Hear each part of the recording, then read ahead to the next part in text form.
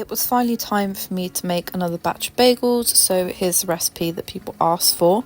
So I start off by having 225 grams of water into a mixing bowl and then adding 100 grams of sourdough discard, as well as a pinch to a teaspoon of activated yeast, and then 10 grams of your salt of choice. I used herb salt.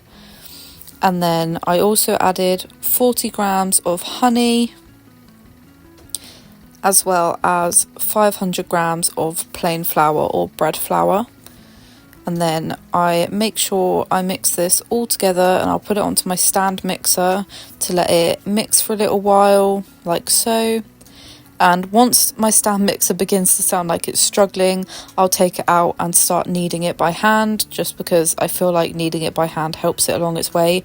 So I'll knead it like this for about 10 minutes until it's quite stretchy, and then I'll shape it into a ball and cut it into 8 equal chunks like so.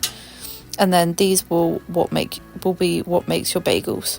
So once you've got them into 8 chunks, you'll get one of your small pieces like this, stick your thumb through and spin to make the circle like this, and then lay them out onto a baking tray, cover them up and leave them to raise for about an hour in a warm spot. I'll then add a spoonful of sugar to some water and leave this to simmer.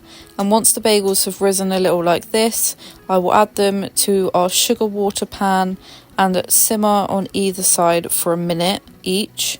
They will float. If they float, that's a good sign. If they sink, something's gone a bit wrong. But simmer them on both sides for a minute and then transfer them back to your baking tray once you've let them drip off a little. And then once you've done that with all your bagels, you'll want to make an egg wash just by simply beating an egg and then egg washing it over the top of your bagel like so. This is what will give it the nice glaze. If you wanted to add inclusions to your bagels, you could just mix in any inclusions you wanted, but this time I only put flavourings on top, so I chose to go for some grated cheese and some mixed herbs, and I just sprinkled this over the top, both the cheese and the herbs, and then I popped it in the oven and baked at 220 degrees for about 20 to 25 minutes until golden brown, and this is how it looks like.